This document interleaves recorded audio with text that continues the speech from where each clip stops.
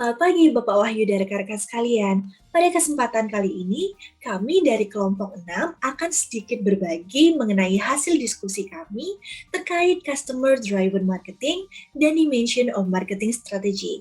Namun sebelum kita melangkah lebih lanjut, ada pepatah yang mengatakan tak kenal maka tak sayang. Maka dari itu, izinkanlah kami untuk memperkenalkan diri terlebih dahulu. Kami dari kelompok 6 terdiri dari 4 anggota, yaitu saya sendiri, Meitia Putri, Abraham Ivan Pradipta, Afifudin, dan Rizky Farah Fazira. Saat ini di layar rekan-rekan masing-masing muncul berbagai pertanyaan, yaitu jualanmu nggak laku, harus ngapain dong? Capek jualan, tapi nggak dapet cuan. Nah, pertanyaan-pertanyaan ini akan kita jawab satu persatu melalui pembahasan kita yang berfokus pada marketing, di mana marketing ini adalah poin yang sangat penting ketika kita akan memulai usaha atau bahkan sedang menjalankan usaha. Pembahasan kita hari ini akan dimulai dengan berdiskusi mengenai solve the dilemma, kemudian kita akan mempotret realita yang terjadi di Indonesia melalui kasus Kia Sonet dan Daihatsu Rocky, kemudian kita akan kembali berdiskusi mengenai solve the dilemma, kemudian kita akan melihat lagi realita yang ada di Indonesia melalui produk-produk yang dikeluarkan oleh Mayora, dan yang terakhir kita akan sama-sama belajar mengenai strategi marketing yang dikeluarkan oleh Otsuka. Nah, untuk pembahasan yang pertama akan dibahas oleh Bram. Kepada Bram, kami persilahkan.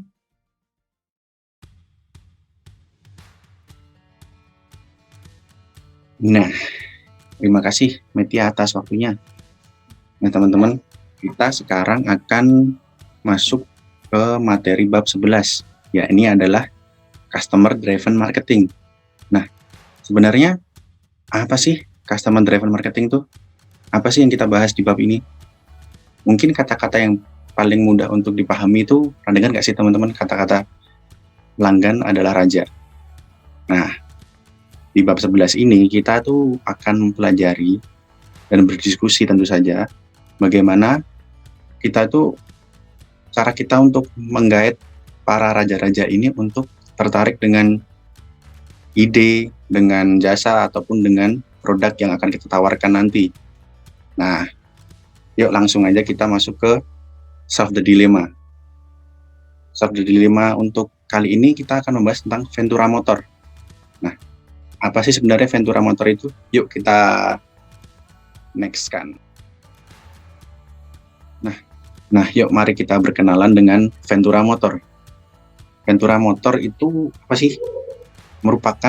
Dia merupakan perusahaan pembuat mobil menengah dan mewah di Amerika Serikat. Model terlaris yang mereka produksi itu adalah termasuk dari sedan 4 pintu dasar dengan harga kisaran dari 20.000 US dollar sampai dengan 25.000 US dollar. Dan mobil mewah 2 pintu dan 4 pintu seharga 40.000 sampai dengan 55.000 US dollar. Nah, mereka ini tertarik untuk mengembangkan sayap mereka tentu saja kan. Nah, mereka melihat dari keberhasilan mobil sport 2 kursi seperti yang diproduksi oleh Mazda, itu RX-8. Nah, memulai perusahaan mengevaluasi pasar untuk mobil sport 2 kursi. Nah, si Ventura Motor ini mereka mencoba untuk menghybridkan antara mobil dari pasar moderat ke mewah, di mana penelitian mereka menemukan bahwa memang ada permintaan yang signifikan dan Ventura perlu bertindak cepat untuk memanfaatkan peluang pasar ini. Ventura sendiri mengambil platform mobil dari model populer di lini moderatnya, menjamin desain internal dari lini mewahnya. Nah, mobil itu dirancang, direkayasa, dan diproduksi hanya dalam waktu 2 tahun. Lumayan cepat ya. Tetapi koordinasi yang diperlukan untuk menyatukan desain menghasilkan biaya yang lebih tinggi dari yang diantisipasi. Nah, menjadikan harga untuk mobil 2 tempat duduk ini yang oleh Ventura itu disebut Olympus, ditetapkan harganya mencapai 32.000 US dollar. Oke, lalu sebenarnya Ventura Motor ini pengen apa sih? Dan apa yang terjadi dengan Olympus? Lalu Olympus sendiri diperkenalkan dengan waktu yang relatif cepat, dengan jumlah iklan yang besar-besaran. Intinya mereka benar-benar menggelontorkan dana yang cukup besar untuk iklan mobil Olympus ini. Nah, tapi entah kenapa penjualan awal tuh berjalan sangat lambat dan para eksekutif pun terkejut dan khawatir. Nah, padahal Olympus ini sendiri juga sudah ditaruh dan sudah tersedia di semua dealer Ventura dengan harga di tengah-tengah antara model mewah dan moderat tadi, antara 25.000 US dollar dengan 40.000 US dollar kan. Nah, sebenarnya apa sih masalah dari Olympus ini? Nah, yuk kita lihat. Yuk sekarang kita sama-sama untuk berdiskusi dan menganalisis sebenarnya apa sih permasalahan dari Olympusnya Ventura ini. Nomor satu ini apa sih perhatian utama dari mobil 2 pintu ini? Sebenarnya ada nggak sih pasarnya untuk Olympus? Dan padahal yang Olympus ini dia tuh seharga 32.000 US dollar. Sedangkan jika dibandingkan dengan RX-8 dia itu memiliki harga lebih murah. Nah, lalu yang nomor 2, apa peran dari mix marketing dalam pengenalan Olympus? Oke, lalu yang nomor 3, apa saja strategi pemasaran yang digunakan produsen mobil untuk merangsang penjualan mobil merek tertentu? Oke, menarik ya. Nah, kita sekarang bahas satu persatu.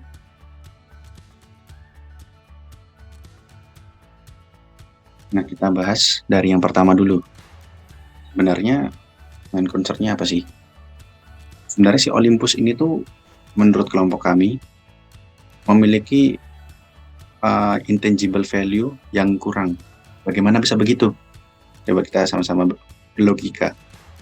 Konsumen selalu mencari keuntungan setinggi-tingginya dari biaya yang mereka keluarkan untuk membeli sebuah produk, begitu apalagi untuk kebutuhan tersier seperti mobil. Nah, Mazda sendiri RX-8 itu dia sudah salah satu produk mobil 2 pintu yang membuka segmen mobil di pasar situ dan sudah mengalami keberhasilan pada penjualannya. Namun dirasakan bahwa Olympus tidak seperti itu. Nah, dalam kasus Olympus, mungkin spesifikasi dan kinerjanya tidak signifikan dengan harganya. Bagaimana bisa? Karena dari hasil riset dan development dari Ventura sendiri, mereka memberikan interior dari mobil mewahnya, namun dengan spesifikasi mesin dari kelas menengah. Tentu customer atau konsumen pasti tidak mungkin dong mencari mobil sport dengan mesin yang di bawah standarnya. Nah, karena itu tidak akan menghasilkan sesuatu yang mereka inginkan. Mobil mewah dan mobil sport memiliki segmentasi pasar yang sangat berbeda. Nah, maka dari itu kita akan melihat lagi bauran pemasaran atau namanya mix marketing Ventura harus tepat dalam skenario itu tersebut. Harga di sini sangat tinggi untuk yang diharapkan, dan jika diberi pilihan, orang kemungkinan besar akan tetap memilih untuk membeli RX-8 daripada Olympus karena tidak ada perkembangan yang baik dan performanya juga dianggap sebagai teknologi lama. Nah, pertama sudah bisa ditangkap di situ kan. Next, kalau misal sudah terjadi sebuah kasus seperti itu, sekali lagi, Ventura bisa apa? Kasih Olympus ini harus bagaimana? Nah, itulah gunanya marketing mix itu di pemasaran. Oke, mari kita analisis satu persatu. Marketing mix itu apa sih sebenarnya? Marketing mix itu tuh terdiri dari 4 poin utama. 1, dia itu merupakan produk. Yang kedua, price. Yang ketiga, itu adalah place atau bahasa lebih mudahnya distribution. Dan yang keempat itu adalah promotion. 4 ini tuh adalah kunci dari mix marketing. Nah, mari kita analisis satu persatu bagaimana mix marketing dari Ventura, dan mungkin kita bisa membantu untuk meningkatkan strateginya agar bisa meningkatkan pula penjualan dari Olympus. Nah, pertama dari segi produknya. Nah, mungkin di produk ini sekali lagi Ventura menggarisbawahi mobil sport dengan interior dari lini mobil mewah atau menengah. Dari lini mobil mewah. Ventura menghabiskan terlalu banyak dana untuk risetnya, untuk desain interior yang mungkin dapat bisa dialihkan untuk meningkatkan performa mesinnya. Karena itu adalah salah satu kunci daya tarik dari mobil sport tentu saja kan. Lalu itu yang pertama. Yang kedua, price. Price-nya terlalu tinggi untuk pasaran mobil sport yang levelnya RX8 yang sudah terkenal dulu.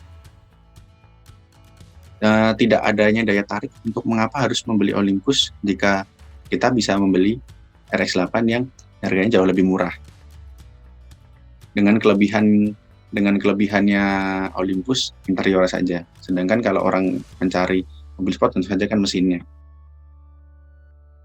Nah, tadi kita sudah membahas produk, sudah membahas price, lalu kita akan bahas place.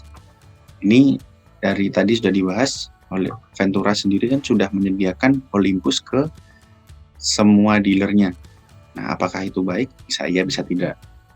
Tadi sempat saya bahas mengenai segmenting market ya. Sebenarnya apa sih segmenting market tuh? Ini akan berpengaruh di distributionnya atau place-nya dari strategi pemasaran Ventura. Kenapa? Karena di saat kita tuh mau mendistribusikan produk terutama mobil mewah seperti Olympus, kita perlu melihat beberapa hal. Dari segmentasi market tuh kita bisa apa sih yang kita bisa cari di situ? Apa yang bisa kita analisa? Ada 4 sebenarnya. 4 hal itu adalah demografi, geografi, psikografi, dan behaviorik atau kebiasaan. Nah, sebenarnya daripada Ventura itu dia menyebarkan seluruh mobil Olympus ini ke semua dealernya, harusnya Ventura ini menganalisis terlebih dahulu gimana sih segmentasi market yang baik untuk meletakkan Olympus ini. Dan kalau dari saya pribadi akan membuat kesan yang lebih mewah atau lebih elegan, karena tidak semua dealer akan bisa menjual mobil Olympus. Jadi hanya tempat-tempat tertentu saja. Jadi kayak jika saya sebagai seorang konsumen, saya akan lihat kayak, ini mobil yang limited edition. Tidak di semua tempat dia akan menjual. Tidak di semua dealer Ventura dia menjual. Nah, pertama kan lihat demografi, geografi, psikografi, dan kebiasaan. Demografi ini dilihat juga. Demografi ini kita bisa membagi karakteristiknya dari umur, rasnya, etniknya, apakah cocok enggak sih sama itu. Terus geografi itu kan juga tidak, seperti namanya geografi itu kan kita tidak mungkin menjual mobil sport di kutub utara mungkin. Tidak ada tempatnya untuk orang tersebut mengendarainya juga kan. Nah, lalu psikografi itu seperti lifestyle. Nah, dan juga behaviorik yang terakhir itu mungkin akan sedikit berkesinambungan dengan psikografi. Kenapa? Karena akan lebih bijak Ventura untuk meletakkan Olympus ini di daerah yang metropolitan daripada daerah pinggiran atau pedesaan. Karena pada daerah metropolitan sendiri pun akan lebih banyak anak-anak muda atau middle age yang sudah berkecukupan dan bisa menggunakan mobil tersebut daripada orang di pedesaan. Nah, poin yang terakhir adalah promotion. Di mana promotion ini Ventura bisa melakukan sedikit efisiensi biaya dengan menggunakan pemasaran digital. Bisa menggunakan pemasaran digital, dan sebelumnya dia bisa melakukan riset terlebih dahulu, menggunakan media sosial ataupun mesin cari untuk menciptakan traffic yang baik untuk Olympus, sehingga masyarakat luas dapat sadar adanya mobil sport baru, yaitu Olympus, yang akan mereka pasarkan, dan daya tarik apa sih dari Olympus itu sendiri. Nah, misalkan dari Ventura ini dia mencondongkannya kepada interiornya. Nah, setelah si Ventura ini melakukan pemasaran digital, melakukan riset media sosial, melakukan pendekatan dan juga pencarian konsumen lebih baik. Terakhir mereka dapat melakukan survei mengenai kepuasan pelanggan terhadap produk Olympus yang telah terjual. Jadi mereka bisa selalu bisa mengupgrade apa yang mereka produksi, terutama pada lini baru mereka, yaitu mobil sport bernama Olympus. Sekian untuk presentasi saya. Untuk berikutnya bisa dilanjutkan ke Mbak Farah. Terima kasih Bram. Selanjutnya kita akan membahas mengenai realita yang terjadi di Indonesia melalui studi kasus Kia Sonet dan Daihatsu Rocky. Sebelum kita melangkah lebih lanjut, ada baiknya kita mengetahui mengenai otomotif yang ada di Indonesia. Saat ini, tren otomotif yang ada di Indonesia adalah tren SUV, di mana SUV ini semakin diminati oleh masyarakat. Hal ini pun sudah diamini oleh Gaikindo atau Gabungan Industri Kendaraan Bermotor Indonesia.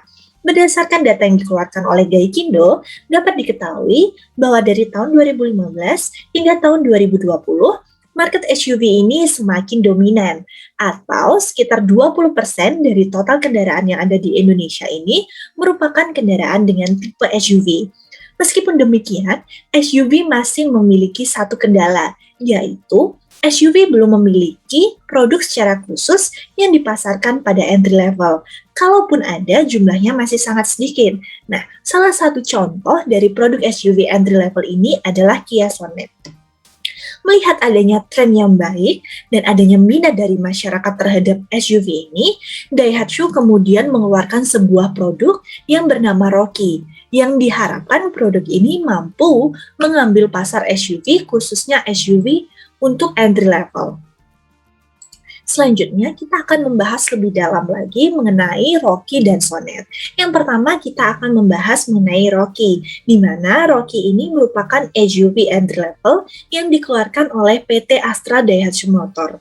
Rocky ini diperkenalkan di Indonesia secara virtual pada tanggal 30 April 2021. Sedangkan untuk rivalnya, yaitu Sonet, dikeluarkan oleh PT Kereta Indo Arta, yang biasa kita sebut dengan Kia, dan diperkenalkan lebih dulu, yaitu pada tanggal 11 November tahun 2020. Kemudian kita akan melihat dari sisi penjualannya. Untuk Kia Sonet sendiri, sejak peluncurannya pada bulan November tahun 2020, hingga saat ini sudah terjual sebanyak 1.920 unit di seluruh Indonesia. Sedangkan untuk Rocky yang baru dikeluarkan pada bulan April sudah terjual sampai 8.267 unit di seluruh Indonesia. Dari data penjualan ini, tentunya kita menjadi bertanya-tanya, mengapa penjualan Daihatsu Rocky ini bisa melebihi penjualan Kia Sonet, padahal Rocky masih terbilang sangat baru ada di pasaran Indonesia. Nah, untuk menjawab pertanyaan ini, kita akan membahasnya melalui marketing mix 4P, yaitu produk, price, place, dan promotion. Yang pertama yang akan kita bahas adalah produk. Setiap produk tentunya memiliki kekurangan dan kelebihan masing-masing. Ketika kita akan membahas produk, kita akan membandingkan nih produk Rocky dan Sonet. Kita lihat dari berbagai aspek. Aspek yang pertama adalah tipe mobilnya. Untuk Rocky sendiri, Rocky menyediakan 5 tipe mobil, sedangkan rivalnya, yaitu Sonet, menyediakan 6 tipe mobil. Dari sisi tipe ini dapat kita ketahui bahwa ternyata Sonet lebih unggul karena memberikan jumlah tipe yang lebih banyak, sehingga pilihan yang dapat dipilih oleh konsumen lebih banyak. Kemudian ketika kita bandingkan dengan pilihan warna, ternyata Rocky memiliki pilihan warna yang lebih banyak, yaitu sebanyak 8. Sedangkan rivalnya hanya memiliki 6 pilihan warna. Kemudian ketika kita membandingkan panel instrumen dan head unit layar, ternyata Rocky ini lebih unggul karena ukurannya yang lebih besar. Kemudian fitur lain yang menjadi unggulan dari Rocky adalah Rocky memiliki inovasi teknologi di NGA, di mana di NGA ini menerapkan konsep 1, 1, 1, dan 1, yang mana filosofinya adalah 1 gram, 1 milimeter, 1 detik, dan 1 sen, yang artinya setiap pengembangan produk, khususnya produk dari Rocky ini, sudah memperhitungkan segala aspek hingga pada titik yang paling detail, mulai dari ukuran, bobot, harga, dan juga waktu. Sehingga diharapkan Rocky ini sudah efisien dan dapat memberikan kenyamanan bagi konsumennya. Fitur unggulan lainnya yang dimiliki oleh Rocky adalah Rocky ini sudah memiliki sistem ADAS, yaitu Advanced Driver Assistance System, yang mana ADAS di Rocky ini dinamakan ASA. ASA ini adalah sebuah sistem yang berfungsi untuk mengurangi terjadinya kecelakaan mobil. Nah, cara bekerjanya adalah menggunakan sensor dari stereo kamera yang dapat mendeteksi suatu objek di sekitar mobil. Kedua fitur ini yaitu di NGA dan ASA ini belum dimiliki oleh Sonet. Meskipun demikian, Sonet juga memiliki kelebihan, yaitu Sonet memiliki sunroof dan juga Sonet ini memiliki 6 airbag. Sedangkan untuk Rocky hanya memiliki 4 airbag saja. Kemudian, P yang kedua adalah price. Ketika kita membandingkan harganya, untuk varian terendah sendiri, Rocky memiliki harga yang lebih tinggi dibandingkan varian terendah rivalnya, yaitu Sonet. Sedangkan ketika kita membandingkan varian yang paling tinggi, harga Sonet ternyata lebih tinggi, yaitu sebesar 289 juta rupiah. Yang ketiga adalah place. Seperti yang kita ketahui bahwa brand Daihatsu ini sudah memiliki citra yang baik di masyarakat Indonesia, sehingga dealer untuk Daihatsu sendiri sudah tersebar di seluruh Indonesia dan jumlahnya juga ratusan. Begitu pula dengan lokasi service centernya yang juga tersebar di seluruh Indonesia. Ini menjadi sebuah keunggulan bagi Daihatsu, terutama untuk Rocky. Sedangkan rivalnya yaitu Sonet yang dikeluarkan oleh Kia, Kia saat ini hanya memiliki 51 dealer yang tersebar di Indonesia. Sedangkan untuk lokasi servisnya pun hanya sedikit dan berada di kota-kota besar tertentu. Untuk produksinya sendiri, Rocky diproduksi di Indonesia, sehingga disebut dengan CKD, yaitu completely knockdown, di mana komponen-komponennya ini memang diimpor dari luar negeri, namun perakitannya sendiri dilakukan semuanya di Indonesia. Sedangkan untuk rivalnya yaitu Sonet diproduksi di luar negeri, yaitu di India, sehingga dikatakan sebagai CBU atau completely built up. Nah, ketika mobil ini merupakan produk CBU, berdampak pada harganya, di mana harganya akan sedikit lebih tinggi dibandingkan dengan produk CKD. Kemudian, P yang terakhir adalah promotion. Nah, untuk Rocky sendiri sudah melakukan berbagai inovasi. Salah satunya adalah menyediakan platform khusus yaitu It's Time to Rock. Nah, platform ini dibuat karena seperti yang kita ketahui bahwa Rocky ini diluncurkan pada masa pandemi, sehingga aktivitas masyarakat sungguh-sungguh sangat diperketat. Oleh karena itu, platform ini digunakan oleh Daihatsu untuk memperkenalkan Rocky secara virtual, di mana calon konsumennya dapat melihat baik eksterior maupun interior dari Rocky ini secara virtual. Selain itu, platform ini juga dapat digunakan oleh konsumen untuk melakukan permohonan test drive, bahkan juga melakukan pemesanan terhadap unit-unit Rocky di seluruh Indonesia. Nah, strategi lainnya yang dilakukan oleh Daihatsu untuk produknya Rocky ini adalah memberikan DP yang ringan. Selain itu, Rocky juga mendapatkan sebuah keuntungan, yaitu Rocky termasuk dalam daftar mobil yang menerima insentif PPNBM yang dikeluarkan oleh pemerintah. Lalu bagaimana dengan strategi yang dilakukan oleh rivalnya yaitu Sonet? Nah, promosi yang dilakukan oleh Sonet adalah yang pertama, Sonet memberikan garansi hingga 7 tahun atau maksimal untuk sampai 200.000 kilometer, di mana garansi ini adalah garansi dasar untuk mesin dan transmisi. Nah, promosi ini cukup menarik karena garansi hingga 7 tahun ini merupakan satu-satunya yang ada di Indonesia. Untuk yang lain biasanya hanya memberikan garansi hingga 5 tahun. Kemudian strategi yang selanjutnya adalah strategi K-pop, yaitu Kia Promo on Promo. Nah, untuk bulan September ini, strategi K-pop yang dikeluarkan oleh Kia untuk Sonet adalah setiap pembelian Sonet, konsumen akan mendapatkan gratis kaca depan solar guard. Nah, dari marketing news ini, kami dapat menyimpulkan bahwa marketing mix yang diusung oleh Daihatsu Rocky ini ternyata lebih strategis dibandingkan dengan Kia Sonet. Sehingga customer value yang diperoleh oleh konsumen itu lebih besar ketika membeli Daihatsu Rocky, yaitu dengan harga yang cukup murah, konsumen dapat memperoleh mobil dengan fitur-fitur yang luar biasa dan fitur-fitur teknologi yang sudah baru. Seperti itu.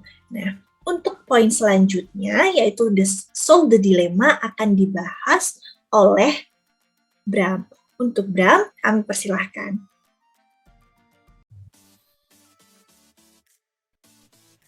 Ya, terima kasih lagi Mbak Mei. Sekarang kita akan masuk ke bab 12, yakni mengenai marketing strategi. Langsung kita ke sub the dilemanya saja ya, mengenai deluxe chips, agar kita langsung prakteknya saja. Oke, kita masuk ke profilnya dulu. Nah, lagi lapar dan cari kudapan yang sehat dan enak.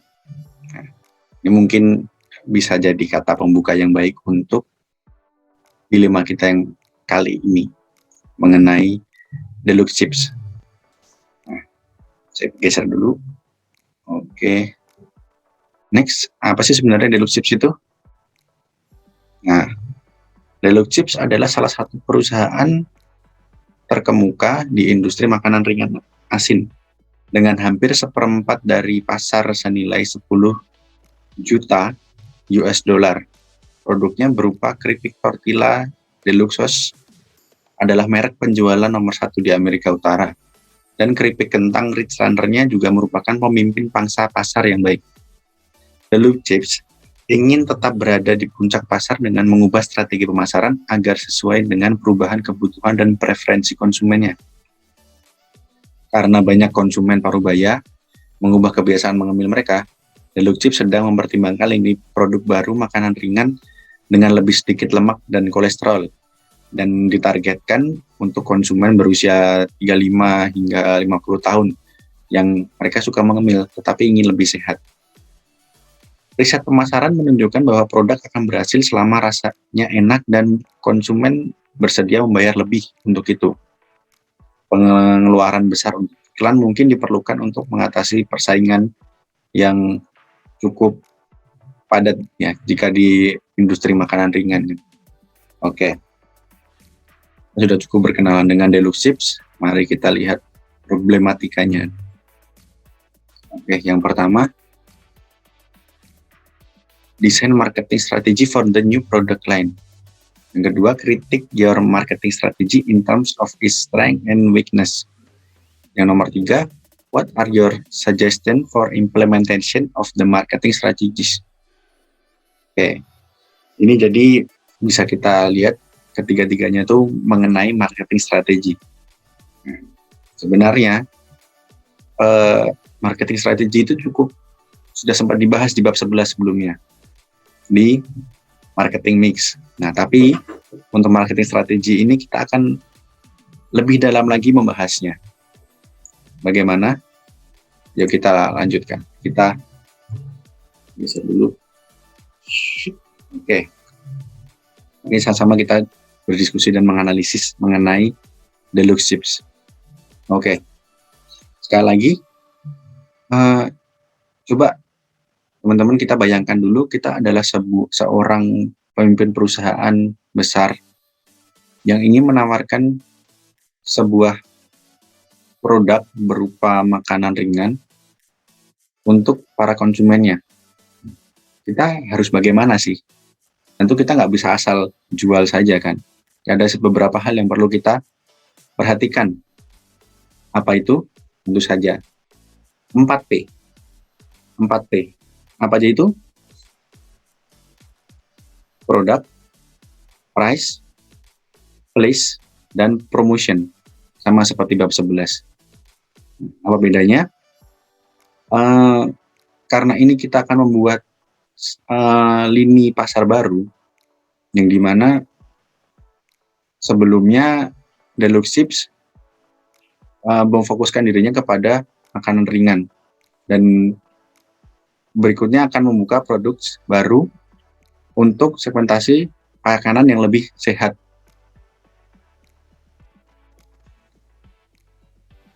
Nah, mengenai marketing strategi dari Deluxe Chips,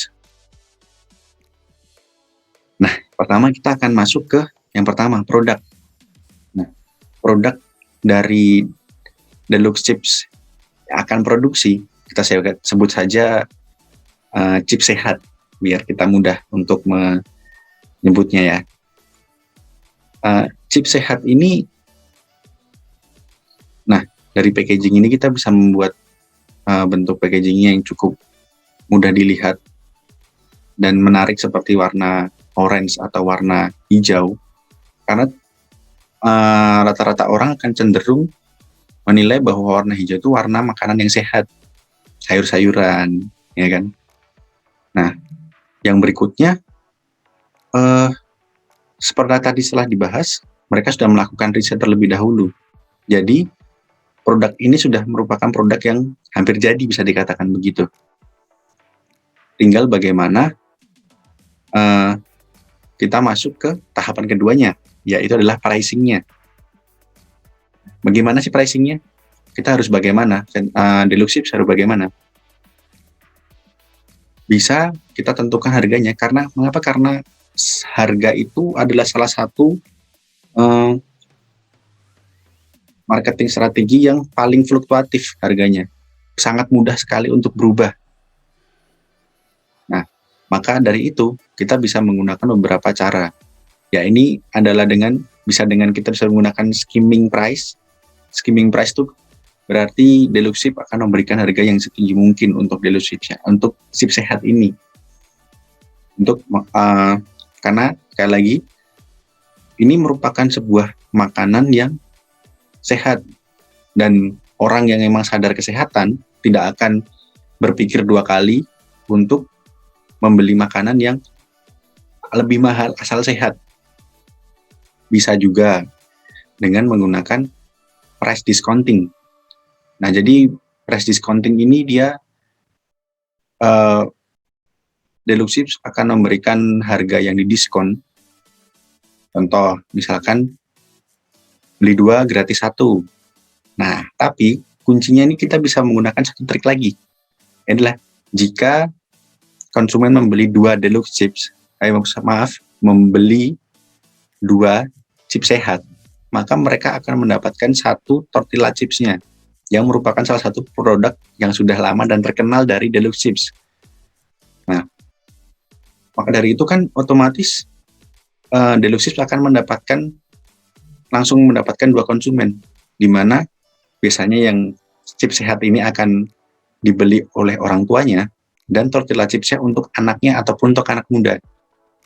Jadi 1 dapatkan 2. Ini salah satu teknik marketing yang cukup baik menurut saya. Nah, dari segi pricing. Lalu berikutnya kita masuk ke place atau distribution-nya. Nah, jika tadi pricing merupakan salah satu jenis strategi yang paling fluktuatif, nah, place ini merupakan satu yang paling tidak fleksibel, tidak fluktuatif. Kenapa? Karena place ini based on trust, jadi didasari oleh kepercayaan antara produsen dengan wholesaler atau wholesaler dengan retailer. Jika ada hubungan yang buruk mengenai itu, maka pemasaran akan sulit di situ. Nah, dan Deluxeships bisa melakukan yang disebut intensity distribution. Apa itu? Jadi Deluxeships bisa melakukan distribusi yang total, di mana di daerah Amerika Utara. Mengapa Amerika Utara? Setelah dibahas lagi, Deluxeships itu merupakan salah satu industri makanan ringan terkemuka di Amerika Utara. Nah, itu mereka memiliki base yang kuat di sana, maka jadi Deluxeships dapat langsung saja mendistribusikan secara besar-besaran di Amerika Utara untuk produk barunya ini. Tentu para loyal consumer-nya itu dapat tertarik juga karena ini produk dari Deluxeships, cobalah saya coba, kayak begitu. Nah, lalu kekurangannya apa sih? Sekali lagi, food and beverage, makanan chips ini merupakan salah satu yang paling banyak pesaingnya. Nah, tapi untungnya karena Deluxeships ini memiliki base yang kuat di Amerika Utara, so be it. Jadi ya bisa saja mereka tetap melakukannya dengan digaitkan dengan produknya yang lama. Itu masih dapat berjalan dengan baik. Lalu untuk yang keempat, yang cukup penting atau sangat penting juga, yaitu promotion. Nah, bisa dikencangkan bagian advertising atau pengiklanannya. Bagaimana coba contohnya? Coba kita bisa bayangkan, misalkan Deluxeships itu membuat sebuah iklan di mana middle aged man atau seorang pria parubaya memakan sebuah keripik yang tidak ada mereknya, lalu merasa, ini bukan makananku lagi, aku sudah nggak mampu makanan kayak begini lagi.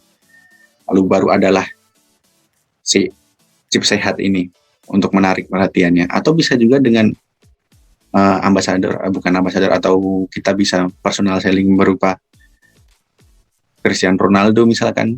Cristiano Ronaldo kan sudah menjadi sebuah sosok di mana dia dari namanya saja sudah menjual. Andaikan jika Deluxeships ini bisa menggait seorang seperti Cristiano Ronaldo untuk mengiklankan produknya, itu sudah menjadi sebuah iklan yang sangat luar biasa. Yang lainnya, bisa juga Deluxeships memberikan diskon atau membagikan produknya chips sehat ini di acara-acara seminar kesehatan atau event-event olahraga untuk snack bagi para atlet maupun bagi para penonton atau para peserta yang datang di sana. Itu akan menjadi sebuah promosi yang sangat baik bagi chips sehat ini. Lalu apa sih kesimpulan yang bisa kita tarik dari pembahasan kita? Nah, dengan kualitas produk yang baik dan harga yang bersaing, lalu chips sehat ini dapat menjadi pilihan terbaik untuk pelanggan yang loyal maupun untuk segmentasi pasar yang baru. Nah, sekian presentasi dari saya. Saya kembalikan lagi ke Mbak Farah. Terima kasih, Bram. Baiklah, selanjutnya saya akan menjelaskan contoh kasus serupa di Indonesia. Studi kasus Drink Bang Bang PT Mayora Indah Tbk. Mayora bergerak dalam bidang makanan, permen, minuman kopi, dan biskuit. Mayora didirikan pada 17 Februari 1977 dan mulai beroperasi secara komersial pada bulan Mei 1978. Saat ini, PT Mayora Indah Tbk memproduksi dan memiliki 6 divisi, yaitu biskuit, bank gula, wafer, coklat, kopi, dan minuman sereal, yang masing-masing menghasilkan produk berbeda namun terintegrasi, serta menjual produknya baik di pasar domestik maupun luar negeri. Bang Bang merupakan salah satu produk kategori wafer dari PT Mayora yang selama ini terkenal sebagai pelopor wafer coklat Batak dengan perpaduan lapisan bahan wafer, karamel, Rice Krispies, dan coklat. Awal tahun 2018, Beng Beng melakukan strategi produk brand extension dengan meluncurkan sebuah produk yang berbeda kategori dengan produk Beng Beng sebelumnya, yaitu minuman serbuk coklat instan Drink Beng Beng. PT Torabika Eka Semesta sebagai anak perusahaan PT Mayora Indah Tbk tidak melulu memproduksi kopi. Sukses dengan produk Torabika Coffee Series, kali ini mereka menyasar pasar minuman coklat serbuk instan. Yang pemain utamanya cukup banyak seperti Milo, Chocolatos Drink, Cadbury Hot Chocolate Drink, Ovaltine, dan lain-lain. Beng Beng selama ini terkenal sebagai pelopor makanan coklat Batak. Dikemas dengan kemasan warna merah mengkilat yang cerah, Beng Beng sukses menjadi jajanan yang digemari sejak tahun 90-an hingga sekarang. Perpaduan Beng Beng dirasa unik. Wafernya dibalut karamel kenyal dari gula pasir, di atasnya Rice Krispies, dan semuanya lalu disiram coklat, menjadi perpaduan yang khas melekat pada produk Beng Beng. Ada alasan mengapa produknya dinamai Drink Beng Beng? Tidak Torabika minuman coklat misalnya, ataupun yang lainnya.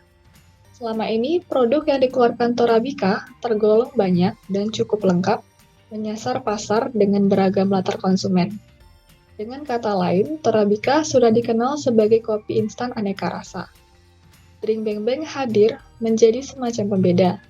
Pembeda karena bukan kopi. Ada alasan mengapa dinamai Drink Beng Beng. Salah satu alasannya adalah agar produknya mudah dikenal masyarakat luas. Di sini psikologi pasar berperan kala meluncurkan produk baru. Dengan menamai Drink Beng Beng, akan lebih mudah dikenal oleh konsumen karena terdengar seperti sesuatu yang sudah familiar. Brand extension adalah strategi yang digunakan perusahaan dalam membentuk produk baru, dengan tujuan memperoleh manfaat dari brand image yang telah mapan. Dalam kasus ini, PT Mayora untuk mengembangkan produk baru Drink Beng Beng yang berbeda dari produk utamanya Beng Beng. Strategi PT Mayora dalam meluncurkan Drink Beng Beng sekilas terdengar seperti product line strategy karena PT Mayora menamai produk ini dengan Drink Beng Beng, alih-alih menamainya dengan brand baru. Namun, ada perbedaan antara product line extension dan product brand extension. Product line extension mengacu pada perluasan lini produk yang ada. Misalnya PT Mayora memperkenalkan varietas Beng Beng Max atau Beng Beng White ke lini Beng Bengnya. Singkatnya, perluasan lini menambah variasi pada produk yang ada demi menjangkau basis pelanggan yang lebih beragam dan menarik pelanggan yang sudah ada dengan opsi baru. Sedangkan produk brand extension mengacu pada perluasan merek itu sendiri ke wilayah atau pasar baru. Misalnya jika produsen minuman ringan meluncurkan lini produk jus atau air minum kemasan di bawah nama perusahaannya. Ini merupakan contoh brand extension. Brand atau perusahaan tersebut memiliki brand yang sudah mapan, sehingga brand itu sendiri dapat berfungsi untuk mendorong pelanggan mencoba produk baru yang sama sekali tidak terkait dengan lini produk yang lama. Manfaat memperluas brand. Line extension dapat menghidupkan kembali lini produk, meningkatkan kembali kesadaran publik dengan menarik pelanggan baru dan keuntungan yang lebih tinggi. Brand extension dapat meningkatkan keuntungan dengan memungkinkan produsen memasuki pasar baru dan menawarkan peningkatan keragaman dalam inventory mereka. Line extension dan brand extension memungkinkan perusahaan untuk mempromosikan produk baru dengan pengurangan biaya promosi karena lini atau merek baru mendapatkan manfaat dari menjadi bagian dari brand yang sudah mapan. Ada banyak manfaat lain dari brand dan line extension, yaitu 1. Menciptakan pemandangan ruang rak yang terlihat lebih besar, lalu lebih banyak pelanggan potensial, meningkatkan efisiensi pemasaran, peningkatan efisiensi produksi, pengurangan biaya promosi. Adapun 2 risiko yang perlu dipertimbangkan sebelum memperluas lini produk atau brand. Pertama, setiap kali sebuah perusahaan memperkenalkan merek atau lini baru, perlu diperhatikan bahwa nama perusahaan dapat terpengaruh apabila produk tersebut terbukti gagal besar. Konsumen mungkin merasa kurang mendukung produk baru perusahaan di masa yang akan datang. Kedua, memperluas ke produk atau layanan baru yang tidak sesuai dengan penawaran yang diberikan perusahaan saat ini dapat menyebabkan produk gagal hebat. Untuk bisa menerapkan strategi ini, brand harus memiliki brand equity yang telah stabil dan bergantung sepenuhnya pada brand loyalty dari konsumennya. Selanjutnya, presentasi spesial case Otsuka akan dilanjutkan oleh rekan saya, Mas Afif. Persilakan. Baik, terima kasih Mbak Farah ya atas waktunya. Selanjutnya akan saya lanjutkan mengenai pembahasan extra case. Nah, kenapa sih ada extra case? Bagi kelompok kami, extra case ini sangat penting karena pada presentasi kali ini, chapter yang dibawakan adalah chapter 11 dan 12, yang mana ide besarnya merupakan satu, yaitu marketing. Nah, extra case ini berfungsi sebagai case yang sifatnya holistik, artinya menyeluruh dari chapter 11 dan chapter 12. Nah, untuk extra case kali ini, kelompok kami akan membawakan case mengenai produk Pocari Sweat yang dimiliki oleh Otsuka Pharmaceutical. Nah, pada slide selanjutnya ini adalah masih gambaran umum ya. Sebenarnya posisi Pocari Sweat itu ada di mana? Nah, sebenarnya Pocari Sweat ini merupakan produk Otsuka Pharmaceutical yang merupakan anak perusahaan dari Otsuka Holding. Otsuka Holding sendiri memiliki beberapa anak perusahaan lain yang memproduksi barang-barang dan layanan industri makanan dan obat-obatan. Nah, kita bisa lihat sendiri ya, yang di sebelah kiri atau kanan teman-teman itu adalah Otsuka Pharmaceutical dengan produk andalannya Pocari Sweat. Karena kali ini kita berfokus pada Pocari Sweat, maka untuk produk-produk anak perusahaan yang lain kita lewati dulu ya teman-teman. Mungkin di lain kesempatan kita bisa bahas lagi. Nah, selanjutnya pada slide ini akan menerangkan tentang awal mula Otsuka itu memproduksi produk Pocari Sweat itu pada tahun kapan sih? Nah, sebenarnya produk Pocari Sweat itu pertama kali diluncurkan oleh Otsuka pada tahun 1920. Nah, kemudian masuklah ke Indonesia pada tahun 1989, tapi pada waktu itu masih belum bisa melakukan produksi sendiri. Jadi produk Pocari Sweat pada saat itu merupakan hasil impor dari pabrik Otsuka yang berada di Korea. Nah, lambat laun pada tahun 1997, Otsuka Jepang merasa pangsa pasar Indonesia ini sangat potensial, maka dari itu mereka bersama dengan PT Kapal Api membuat sebuah perusahaan, anak perusahaan tersendiri yang melakukan produksi dan juga pemasaran produk Otsuka di Indonesia. Namanya adalah PT Amerta Indah Otsuka. Nah, selanjutnya ini ya, tentang produk-produk Amerta Indah Otsuka. Produk dari Amerta Indah Otsuka sendiri itu ada banyak. Ada Pocari Sweat, ada Ornamin C, ada Ion Water Pocari Sweat, Soy Joy, dan Soy Joy. Maaf. Jadi untuk fokus kita kali ini adalah produk Pocari Sweat. Kenapa sih produk Pocari Sweat? Karena produk Pocari Sweat itu merupakan produk paling tua yang dimiliki oleh Otsuka yang dipasarkan di Indonesia. Jadi ketika kita melakukan analisis marketing itu bisa sangat memiliki range yang luas dalam analisisnya. Selanjutnya,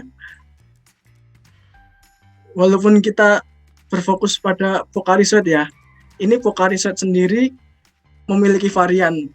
Yang pertama, Pocari Sweat yang asli yang diluncurkan di Jepang itu tahun 1980, dan juga Ion Water Pocari Sweat yang baru saja diluncurkan tahun 2013 namun baru masuk ke Indonesia tahun 2018. Nah, ini perbedaannya apa sih sebenarnya? Pocari Sweat itu ya yang biasa itu minuman isotonik yang biasa kita sudah biasa minum itu, tapi yang Ion Water ini khusus mempunyai segmentasi untuk orang-orang yang sedang melakukan diet ya. Jadi kalori yang ada pada ion water itu jauh lebih sedikit dari Pocari Sweat.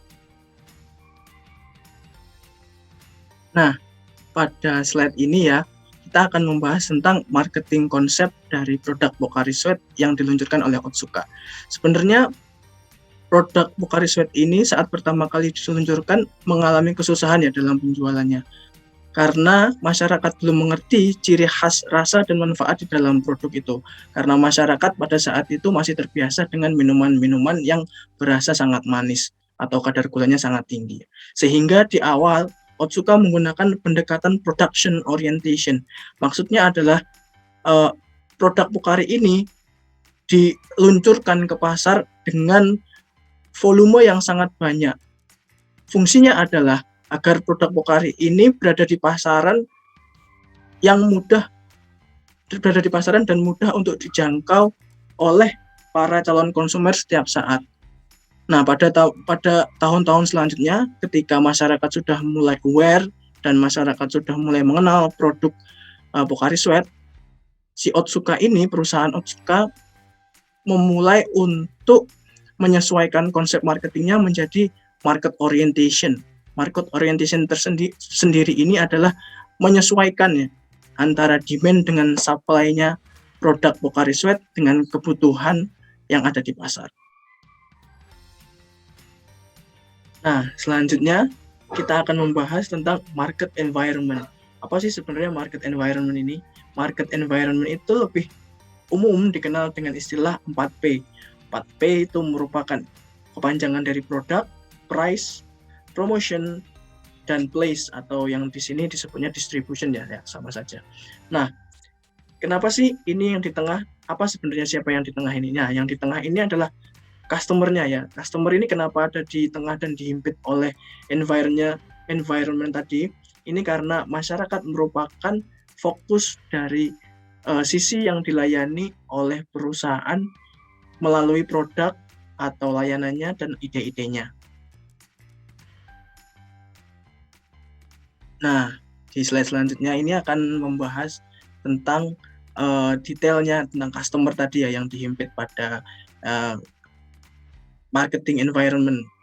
Nah, secara garis besar, Otsuka ini melalui Pocari Sweat-nya menyasar ke semua kalangan dengan menggunakan pendekatan total market approach, yang mana ini adalah perusahaan tidak membeda-bedakan ya, yang mana laki-laki, yang mana perempuan, yang mana muda, yang mana dewasa. Jadi semuanya adalah market yang harusnya dilayani oleh Otsuka melalui produknya Pocari Sweat.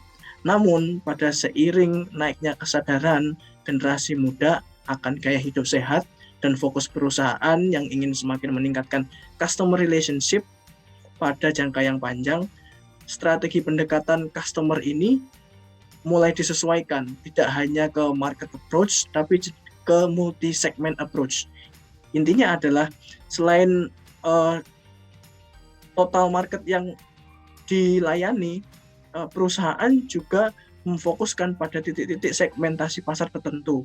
Dalam hal Pocari ini, mereka mendekatkan produknya, yaitu Pocari Sweat, ke generasi-generasi muda. Selanjutnya, pada slide ini akan menerangkan tentang produk. Nah, produk sendiri itu sebenarnya ada beberapa tahapan ya, mulai dari idenya bagaimana melakukan screening tentang idenya atau layak atau tidak, kemudian business analysis sampai akhirnya ke komersialisasi produk. Tapi kita akan berfokus pada Pocari Sweat ini pada sisi idea development-nya dan idea screening-nya ya, teman-teman. Karena Pocari Sweat ini sebenarnya muncul dari awalnya ketika seorang penelitinya di Otsuka ini jatuh sakit di daerah yang memiliki kualitas air tidak terlalu baik. Jadi ketika beliau ini sakit, kebutuhan untuk pemulihan tubuhnya itu kurang. Nah, berdasarkan pengalaman tersebut, muncullah ide dari si peneliti ini untuk membuat sebuah produk minuman kesehatan yang mampu membantu orang sakit agar cepat pulih dan orang yang sudah sehat terjaga kesehatannya. Nah, setelah kita mengetahui tentang produknya tadi, kali ini kita akan membahas sisi price ya dari Pocari Sweat. Sebentar saya pindah dulu.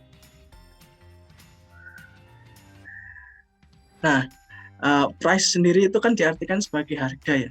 Jadi ketika Pocari Sweat itu memasuki pasar yang sebenarnya belum muncul atau belum ada karena pada saat itu pasarnya didominasi oleh minuman manis tadi, cara Pocari Sweat atau caranya Otsuka memperkenalkan Pocari Sweat itu adalah dengan penetration price.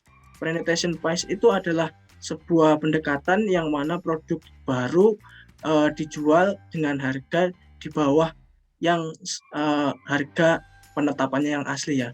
Tapi Otsuka ini cukup ekstrim. Jadi dia tidak hanya melakukan penetration price dengan pemotongan harga, tapi juga 100% gratis. Hal ini dimaksudkan agar masyarakat banyak mengkonsumsi Pocari Sweat dan menumbuhkan pasar yang belum ada sebelumnya. Jadi masyarakat itu, maksudnya agar masyarakat tidak hanya mengenal Pocari sebagai minuman semata, tapi juga minuman kesehatan yang mampu memberikan dampak baik terhadap kehidupan sehari-hari para konsumennya. Pocari Sweat di Indonesia pun juga diawali memasuki pasar dengan penetration price, namun tidak sampai melakukan pembagian gratis secara massal dan masif seperti di Jepang. Pocari Sweat Indonesia ini hanya dikhususkan pada event atau kondisi dan masa-masa tertentu, seperti bulan Ramadan, event olahraga, atau juga untuk para pasien yang ada di rumah sakit. Selanjutnya, pembahasan kita akan berfokus pada distribution atau place. Nah, Pocari Sweat ini dalam pendistribusian produknya menggunakan fungsi intermediaris. Maksudnya adalah setelah produk selesai diproduksi, Pocari Sweat tidak langsung bisa dikonsumsi oleh masyarakat.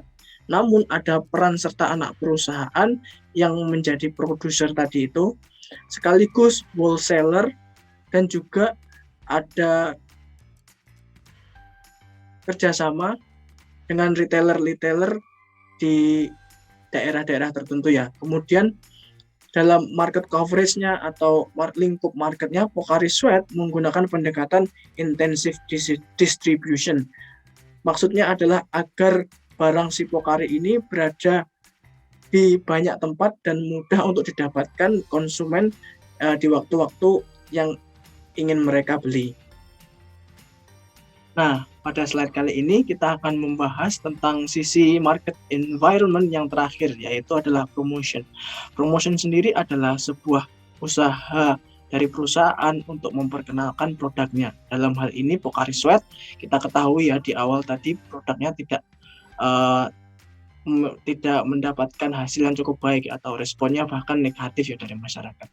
Nah, untuk menanggulangi ini, promotion dari Otsuka itu menggunakan pendekatan push strategi, yaitu adalah pendekatan yang untuk mendorong retailer agar memajang produk-produk Otsuka, yaitu Pocari Sweat, di gerai-gerai tokonya. Fungsinya adalah agar masyarakat semakin aware dan juga masyarakat mudah untuk mendapatkan produk Pocari Sweat ini. Nah, hal yang paling terkenal ketika Otsuka menggunakan push strategi adalah perusahaan menyebar para marketernya untuk turun langsung bertemu dengan calon-calon konsumen. Kegiatan ini umum disebut dengan personal selling.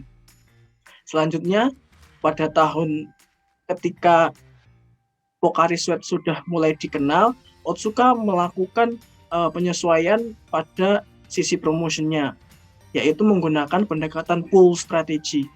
Pull strategy adalah pendekatan yang mana perusahaan langsung menyasar ke konsumennya agar mengetahui apa sih demand sebenarnya yang ingin diterima atau diinginkan oleh si konsumen. Tapi tidak bisa berdiri sendiri ya. Otsuka caranya melakukan pull strategi itu adalah melakukan berbagai campaign kepada kaum muda agar si Pocari Sweat ini lebih dekat dalam kehidupan sehari-hari. Nah, beberapa campaign yang sering atau kita kenal atau mungkin sudah ada ditahu ya tentang Pocari Sweat itu adalah Bintang SMA. Bintang SMA itu adalah sebuah ajang pencarian bakat yang dilakukan oleh Pocari bagi remaja di strata SMA. Satu lagi yang merupakan ajang tahunan Pocari Sweat itu adalah futsal. Futsal itu sangat dekat ya dengan para remaja di Indonesia. Jadi yang diharapkan Otsuka melalui Pocari Sweat ini adalah membangun hubungan yang lama dengan calon-calon konsumennya di masa depan. Nah, akhirnya kita sampai di slide terakhir, yaitu conclusion. Sebentar, karena ketutupan saya pindah. Nah, dari extra case kali ini menghasilkan conclusion atau kesimpulan bahwa marketing itu merupakan proses bisnis yang dinamis. Dinamis ini berarti perusahaan mampu menyesuaikan marketingnya sesuai dengan tujuan yang ingin dicapai oleh perusahaan. Dalam kasus Otsuka ini, produknya Pocari Sweat membuktikan hal tersebut. Otsuka memulai dari nilai kebermanfaatan dibandingkan dengan pendapatan finansial di jangka pendek, namun akan berdampak baik di jangka panjang. Oleh sebab itu, Pocari Sweat mampu bertahan selama puluhan tahun dan mampu menjadi merek dagang yang tidak hanya bernilai secara tangible, namun juga bernilai secara intangible. Sekian presentasi dari saya mengenai Pocari Sweat. Saya kembalikan ke Mbak Farah. Terima kasih. Demikian hasil presentasi kami, semoga bermanfaat untuk teman-teman semua. Bagi yang memiliki saran, tanggapan, atau pertanyaan, dipersilahkan. Kurang dan lebihnya kami mohon maaf.